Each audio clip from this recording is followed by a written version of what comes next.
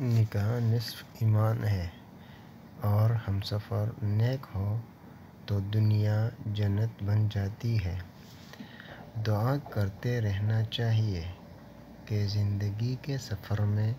اللہ کریم ایسا ہمسفر دے جو آپ کا ہاتھ تھام کر آپ کو صراط مستقیم کی سیڑھی پہ لے جائے اور کہے صرف دنیا نہیں، آخرت بھی بہتر اور آسان بنانی ہے۔ اور اگر آپ کو کوئی ہاتھ تھام کر راہ راست پر لانے والا نہ ملے تو آپ خود ایسے بن جائیں کہ اپنے ہمسفر کا ہاتھ پکڑ کر جنت میں کھینچ لیں، کیونکہ حقیقی محبت کا تو یہی تقاضا ہے کہ اپنے ہمسفر کو جہنم کی آگ سے بھی بچایا جائے۔